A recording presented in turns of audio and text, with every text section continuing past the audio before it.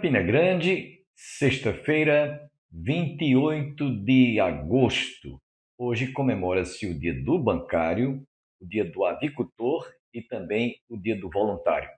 Em especial, parabenizamos a todos os bancários que estão trabalhando a serviço da nossa comunidade, da nossa sociedade. Dentro de instantes, estaremos ouvindo mais uma vez este que vos fala. Ouviremos também ainda o pastor Robson, hoje trazendo em uma nova série Curiosidades Bíblicas, uma visita a uma maquete da antiga Jerusalém. Quando a gente viaja a Israel, a gente visita lugares como Belém, onde Jesus nasceu, Jerusalém, onde ele realizou um grande ministério, principalmente na região do Mar da Galileia, visitamos Nazaré, enfim, fazemos uma visita a esses lugares ou a essas cidades. Porém, quando nós visitamos a maquete, estamos falando da antiga Jerusalém. Desde o tempo em que o templo foi construído por Zorobabel, construído por Salomão e reconstruído por Herodes. Então, o pastor Robson esteve recentemente em Jerusalém e a partir de hoje nós vamos ter apenas um minuto, visitando a maquete do tempo da antiguidade, desde os tempos de Jesus. Portanto, continue conosco, você vai aprender bastante com o pastor Robson em Curiosidades Bíblicas. Ouviremos também ao término, direto do Jardim da Tumba, um coral maravilhoso, inclusive louvando a Deus com a música Aleluia de Handel. Portanto, continue conosco. Mas antes, desejamos fazer uma oração por você que está conosco. Estamos terminando o mês de agosto e Deus tem sido fiel para conosco, tem guardado as nossas vidas, tem suprido as nossas necessidades e tem abençoado a nossa família. Portanto, vamos agradecer a Deus. Pai, obrigado por este dia, quando estamos encerrando o mês de agosto praticamente, agradecidos por todo o teu cuidado para com as nossas vidas, para com a nossa família. Obrigado a Deus pela paz, a saúde, a liberdade que desfrutamos ainda, Senhor, enquanto estamos aqui fazendo a tua obra, realizando o teu trabalho, em especial através do programa Opção para a Vida, transmitindo esta mensagem todos os dias, as boas novas de salvação. Fala o nosso coração através de toda esta programação, em nome de Jesus. Amém. Quero deixá-los com o pastor Robson visitando a maquete que fala a despeito da Jerusalém nos tempos bíblicos, nos tempos de Jesus. Viaje conosco através do túnel do tempo.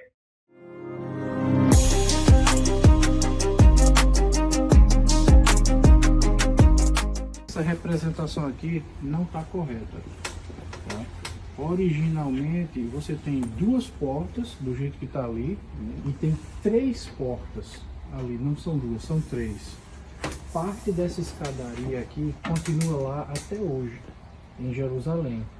A escadaria original, por onde Jesus passou.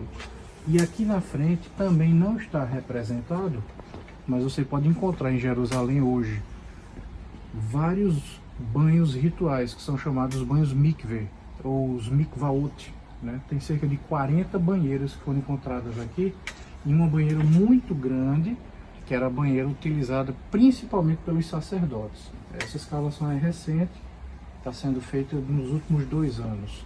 Tá? Então aqueles ali são chamados portões de Uda. Até hoje isso é um grande mistério, quem era Uda? E aqui você vê a tumba que dizem que era exatamente dessa profetisa, a profetisa Uda. Por isso que é chamada a tumba de Uda e os portões de Uda. Foi uma mulher que teve algum tipo de importância para ter esses nomes marcados aqui no templo.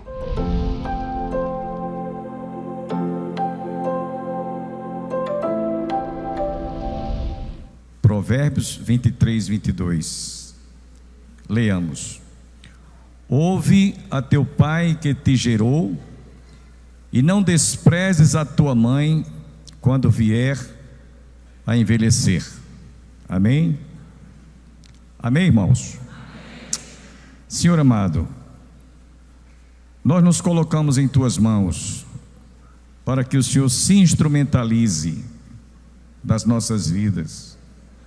Assim como o carpinteiro usa a ferramenta de trabalho Assim como o pedreiro usa também sua ferramenta de trabalho, o médico, o bisturi, todos os que estão exercendo alguma atividade profissional têm uma ferramenta de trabalho.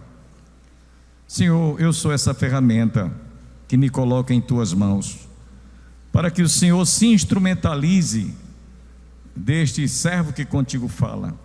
Tu sabes que de mim mesmo eu não tenho capacidade, eu não tenho condição de alimentar este povo aqui presencialmente e aqueles aonde chega este sinal através do YouTube. Pedimos-te, portanto, que o Senhor apenas nos use para a tua honra e para a tua exclusiva glória.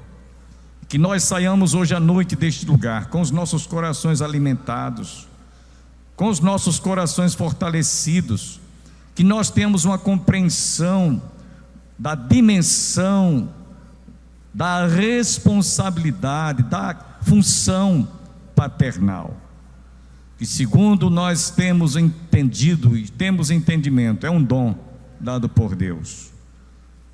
Não é apenas uma decisão de um homem se unir a uma mulher e gerar filhos, mas o Senhor tem um projeto para cada família, e para isso o Senhor usa dois seres que possam reproduzir e gerar uma vida, um ser que é criado conforme a tua imagem e semelhança. Só o Senhor pode fazer isso.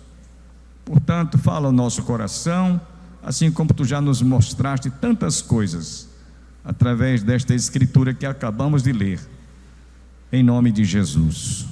Amém. Podem sentar, irmãos. Eu queria dar um título a esse sermão. Já preguei muitos sermãos sobre o Dia dos Pais, mas esse para mim foi o que mais ultimamente mexeu com a minha vida, com o meu emocional, com o senso de responsabilidade como pai.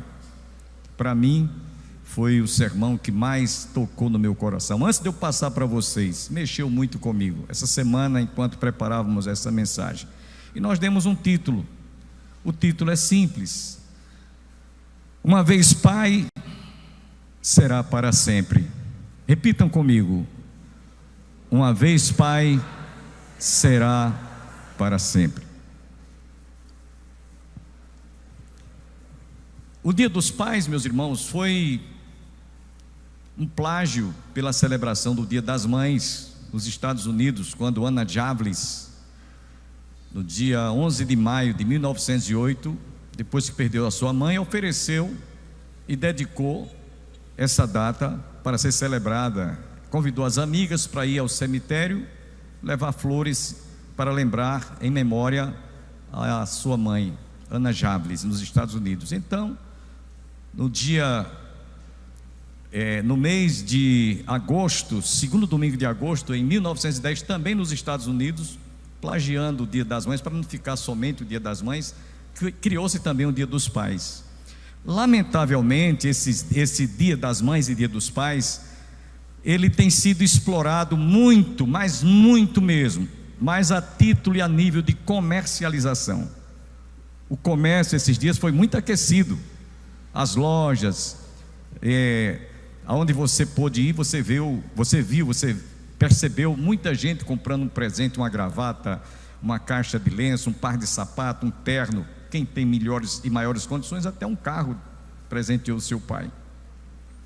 Mas isso não passa de algo que não simboliza, não representa nada do que o que nós vamos falar hoje à noite. Uma vez pai, será para sempre. Porque os presentes que você deu, ou que você tenha oferecido ao seu pai, ele vai se desgastar, ele vai se acabar, ele vai enferrujar, ele vai se desgastar e depois você vai dar fim. Você não vai usar o par de sapato que você ganhou até não sei quantos anos, ou enquanto seu pai existir, vai gastar, essa sola vai se acabar, o vestido vai também, você vai, às vezes até depois de muito usado, transformar num pano de chão. Então essas coisas são passageiras, representa um símbolo da sua gratidão, mas fica aqui. Mas o que é que realmente podemos pensar sobre esse título? Uma vez pai, será para sempre. E eu quero começar trazendo alguns argumentos muito fortes na área. Inclusive eu quero aqui parabenizar a Raíssa pela sua aprovação, né? Medicina, né? Sua irmã também, Rebeca, né? Deus abençoe as irmãs que estão começando uma nova fase na área profissional, na área vocacional. Mas se a gente for analisar direitinho, à luz daquilo que um pai, o papel de um pai, desde que ele casou-se, desde que ele se uniu à sua mulher e constituiu filhos, é algo, meus irmãos, que mexe muito com a nossa vida. E eu quero começar dizendo o seguinte: no momento em que eu e você foi gerado no útero da sua mãe ou da minha mãe, a partir daquele momento, naquele instante da fecundação,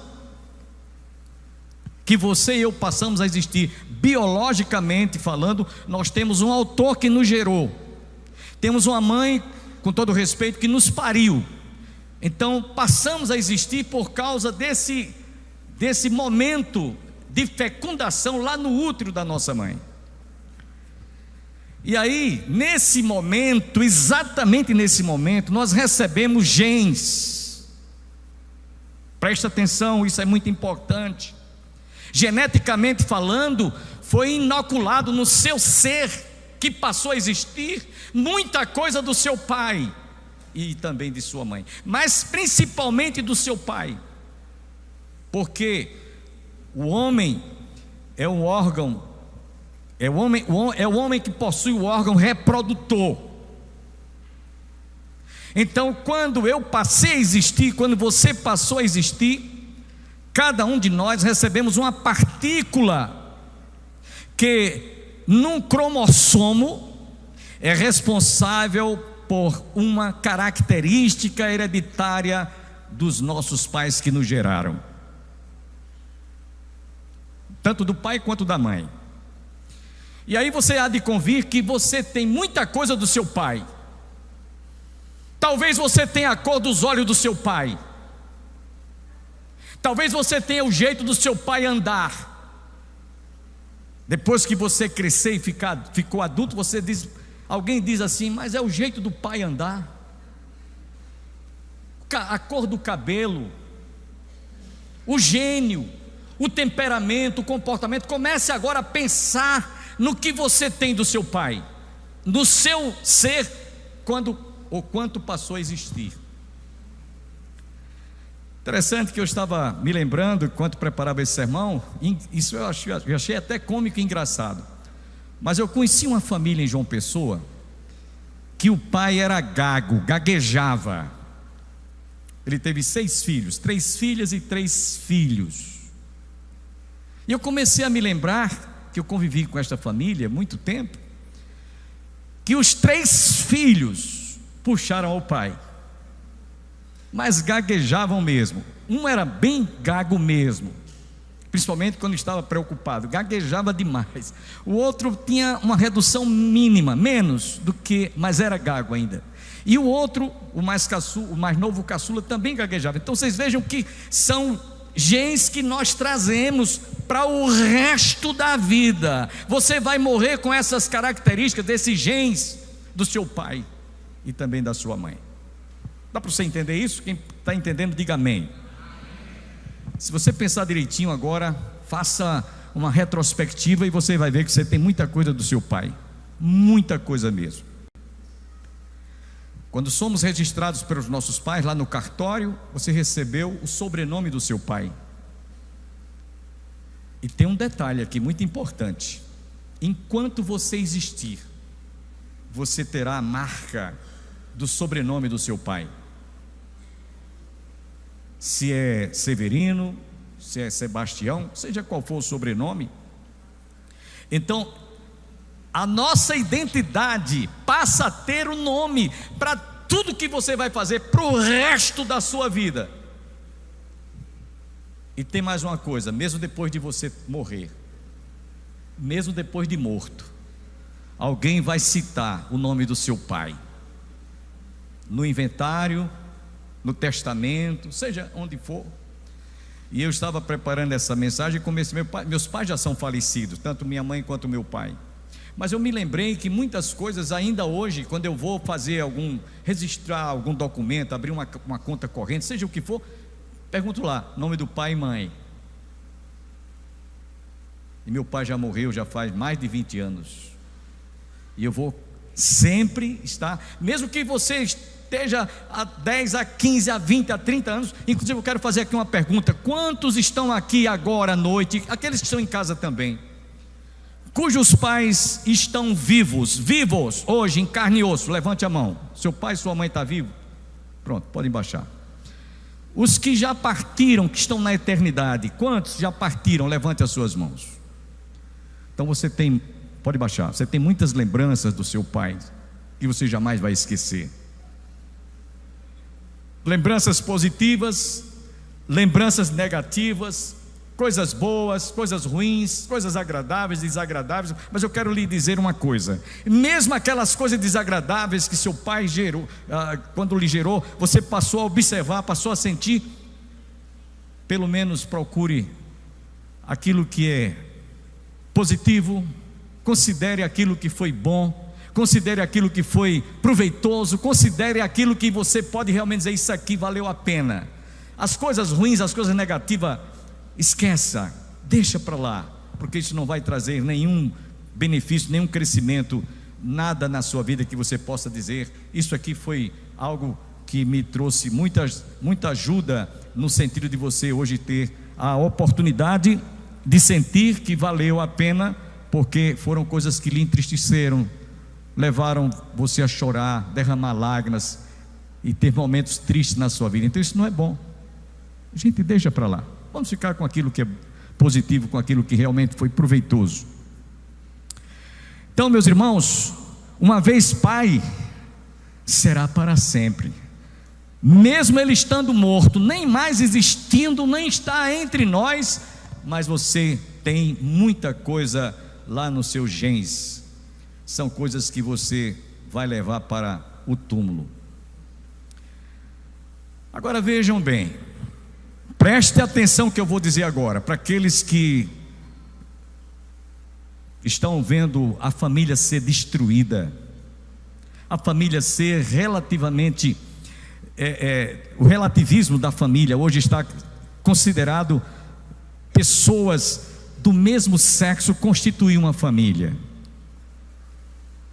Não temos nada contra quem decida, quem resolva viver uma vida homoafetiva, nada contra, mas eu estou dizendo aqui à luz da palavra de Deus. Como é que fica a união de pessoas do mesmo sexo, dois homens ou duas mulheres, mesmo que adotem uma criança? Essa criança vai ter a genes do seu pai? Essa criança que passou a ser adotada por duas pessoas do mesmo gênero sexual? Jamais vai ter. Isso é impossível, não vai acontecer jamais. Não vai. Para mostrar que isso está errado à luz da palavra de Deus, lá no livro de Gênesis, no capítulo 1, versículo 28, nos diz que quando Deus criou o homem e a mulher, criou macho e fêmea, e somente um ser de sexo oposto junto a outra pessoa de sexo oposto é que pode gerar um filho, e esse filho então vai ter todas as características desse pai que o gerou. Estava pensando, se numa fazenda só tiver vaca, desculpe a expressão e a ilustração tanto pejorativa, mas a gente às vezes tem que ser um pouco assim, meio bem fora daquilo que se esperava ouvir.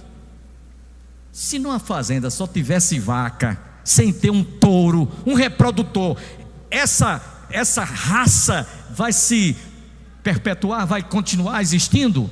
Sim ou não? Jamais. Vai morrer as vacas todas e vai tudo acabar, e não vai ter nunca não vai ter um touro para reprodução. Eu estou dando uma ilustração assim bem grotesca mesmo, para ver se a ficha cai, porque tem muita gente que defende isso como se fosse verdade. Isso não é verdade. Deus não fez uma coisa errada para que não desse certo, Ele fez tudo certo. Viu Deus que tudo era bom. mas o pecado, depois que o homem caiu, trouxe essa desgraça que está aí hoje. Voltando aqui ao texto, então, quando Deus criou, em Gênesis 1:27 nos diz: criou Deus, pois o homem à sua imagem, a imagem de Deus o criou, homem e mulher, macho e fêmea os criou. É por isso que a paternidade é um dom de Deus. É por isso que a paternidade é algo que realmente Deus deu esse privilégio ao homem de ter o órgão reprodutor para gerar filhos, e esses filhos passam a ter suas genes,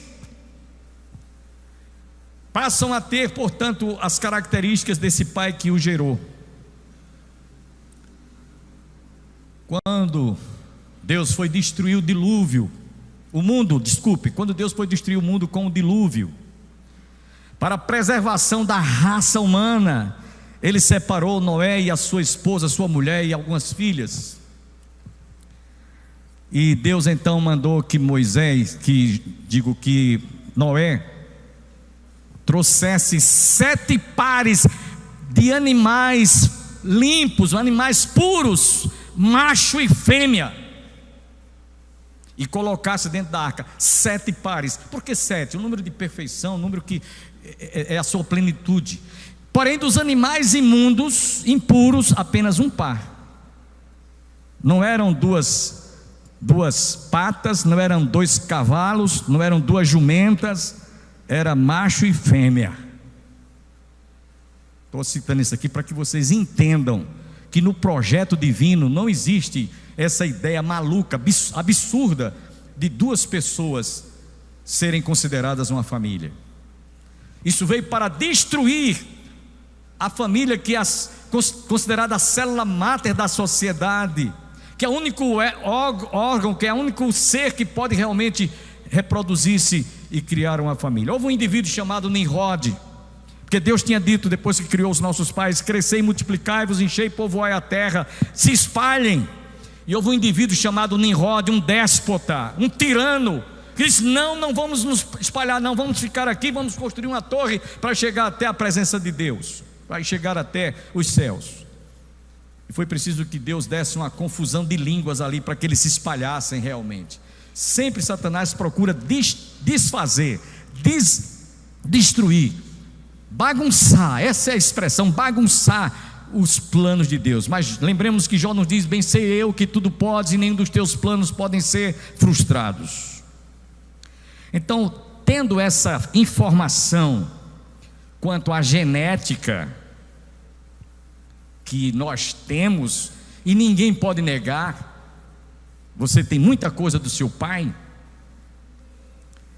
Quero dizer que, uma vez pai, será para sempre, porque, em primeiro lugar, o macho homem é quem pode reproduzir um ser que se chama filho gerado por ele.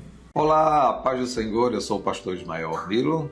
Eu sou Janaína, sou psicóloga, terapeuta de casais, estamos casados há 32 anos. Queremos convidar você para participar conosco do Congresso Casados no Senhor, da Igreja Congregacional Diamantina, em Campina Grande, na Paraíba. Será um tempo especial para fortalecer o amor, a comunicação, a vida espiritual e o relacionamento. Com o tema Jardim do Amor, viveremos dias preciosos de comunhão e também de aprendizado. Nos dias 30, 31 de outubro e 1 de novembro. Ali no Garden Hotel, em Campina Grande, Paraíba. As inscrições já estão abertas. Esperamos vocês. Vem aí! Vem aí! O 10º Congresso de Homens da Aliança das Igrejas Congregacionais do Brasil, de 25 a 27 de setembro, no Hotel Garden, em Campina Grande, Paraíba.